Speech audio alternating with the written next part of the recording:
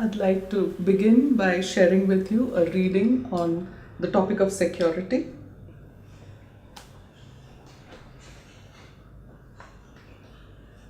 Man struggles all his life to store up treasures for himself, to ensure his property against loss and his health against the devastation of disease. He rests his faith in outward measures and sees not that such faith is like asking a wave not to move. Security is his alone whose faith rests in the Lord. Most practical of men is he who offers his life to God, praying, "My safety is thy responsibility, Lord." This does not mean we should not be conscientious, but after doing our very best, we should leave the worrying to God. Security is a topic that most of us relate to in our everyday life. The way we are brought up as children is always about being safe. I can recall from my own childhood the many times my mother has asked me to remain safe, stay with people you know all the time, have healthy habits, wash your hands all the time. So there were so many instructions that was always given which you were constantly trying to juggle with and sometimes cross the line and test out how secure or insecure life can be. But what comes to my mind is from all those recollections, a lot of times those fears were unfounded. And those fears were in the minds of our parents who then passed it on to us. And then we lived those fears. When I was a child, very often I used to get throat infections. My tonsillitis would get infected. And those days, the treatment of antibiotics was through injections. And I would then be taken to the doctor who would prescribe probably penicillin injections. And I remember waiting in those long queue at the nurse's room, waiting for you to get injected. I think those waiting periods were far more painful than the injection itself. When your turn came, she would pat you, rub you with some spirit and cotton, which was very cool. And then at that moment, you were quite okay with accepting that injection and you were glad that it was over. It's the same thing with life. It is the anticipation that creates a lot of fear in our minds, and that's what makes us insecure. I come from the corporate world and was closely associated with the management teams of the financial services industry towards the end of the last decade when it went through huge upheavals. The stock market, as we know, is driven largely by two emotions.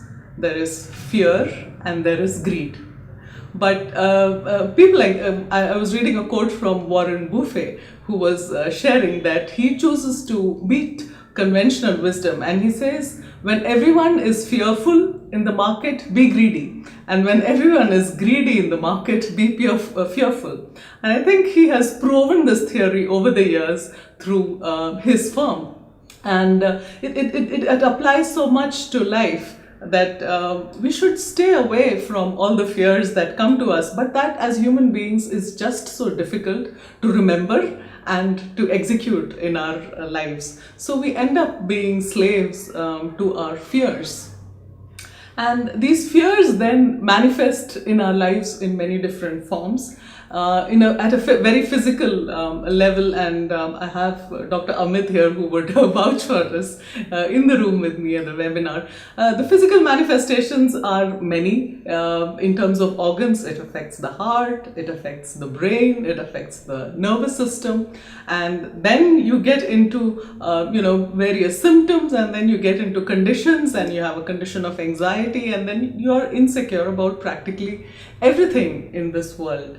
And that becomes a way of life. And not only do we suffer with that, but all the people around us also suffer, be it our office, be it home, because we try to pass on this anxiety to a lot many others. What we forget is where we came from. And when we came with nothing. And when we go with nothing. But it just doesn't sink in. That's the way the world is.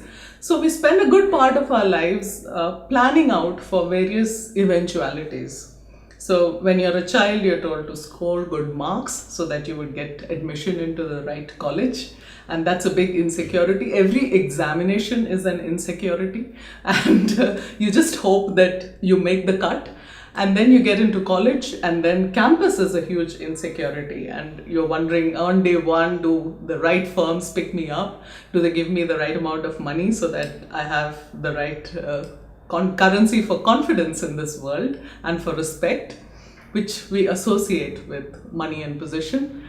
And then we get into life. So it's about a life partner, it's about the child being born. At every point we are insecure, and then comes the burden of responsibility. We've taken upon our shoulders that it is my job to provide for everybody in my family. At least people start there. So how do I plan for my children's education?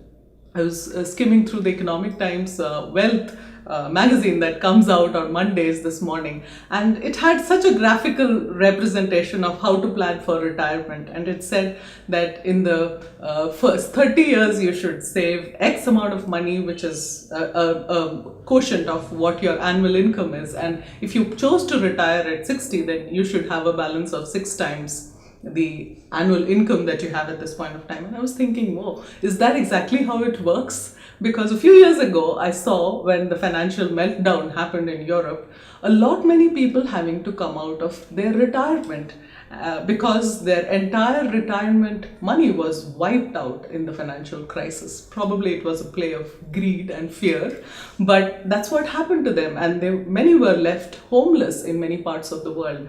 And even today, Europe is going through a huge crisis. The economists have given various predictions of how the recovery would be, whether it would be a U-shaped recovery, whether it should be a V-shaped recovery, whether it should be a double dip W-shaped recovery, but the recovery is just not happening. And we are going from one crisis to the other.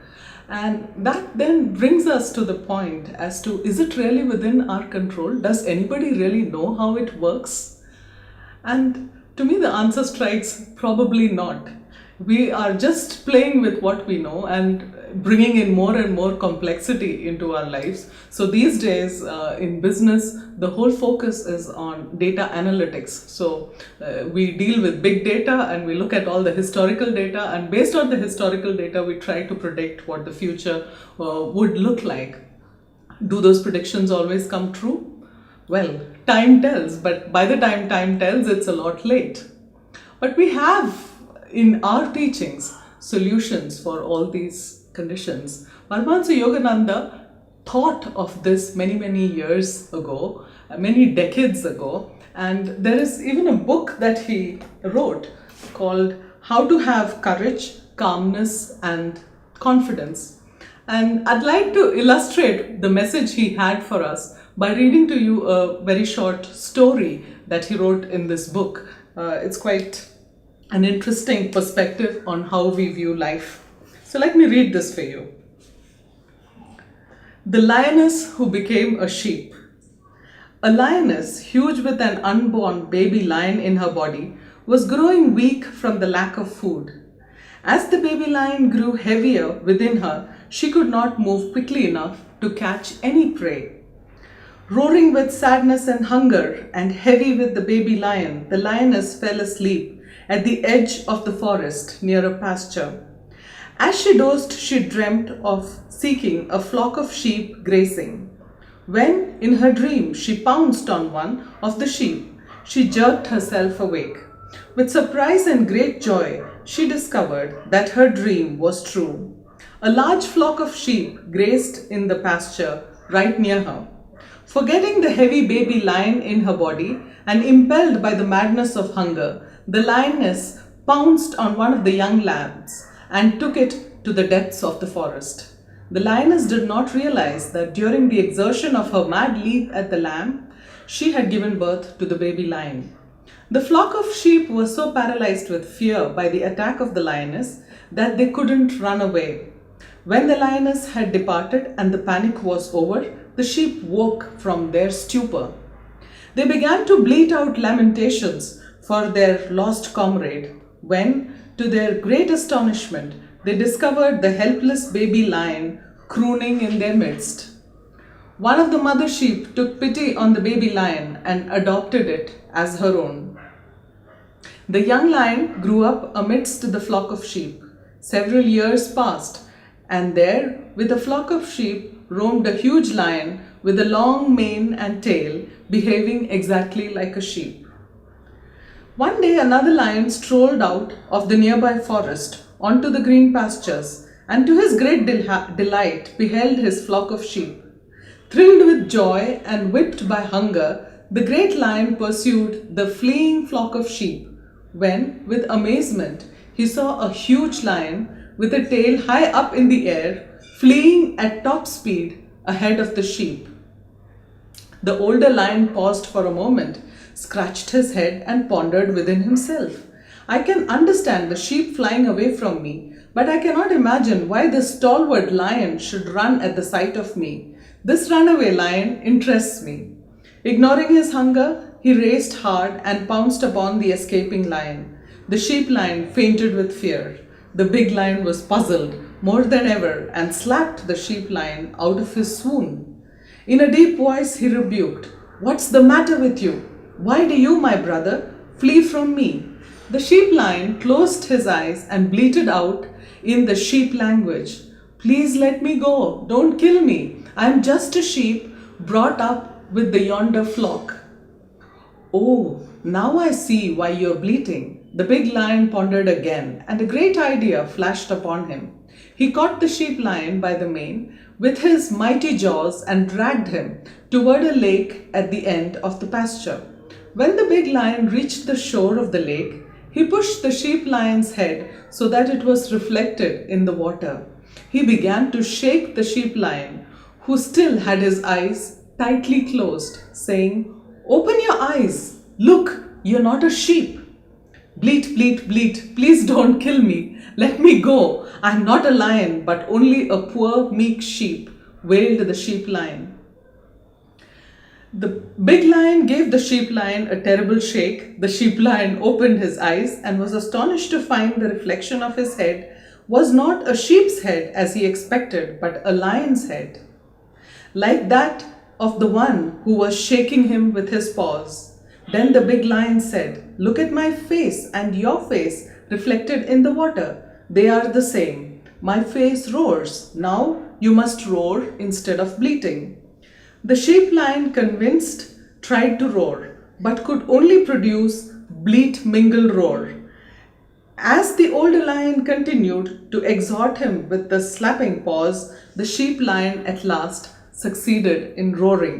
Then both of the lions bounded across the pastures and returned to live in the den of the lions. The story aptly illustrates how most of us, though made in the all-powerful image of the divine Lion of the universe, have been born and brought up in the sheepfold of moral weakness. We bleat with fear, lack, and death instead of roaring with immortality and power, preying on wisdom and unlimited prosperity.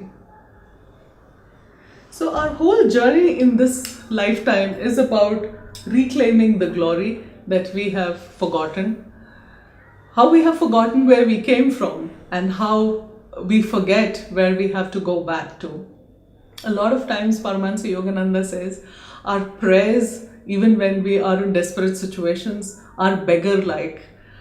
We just keep begging and begging to God, and we are constantly troubling God with our little demands, those little things that we want from time to time, and little bribes that we pass on in terms of an offering or a donation. If you do this, I'll do this for you. That's the kind of merchant relationship that we try to have with our Heavenly Father. And the lesson really for all of us is to realize that it is so much easier to surrender to God and to let Him take care of everything in our lives in a divine way.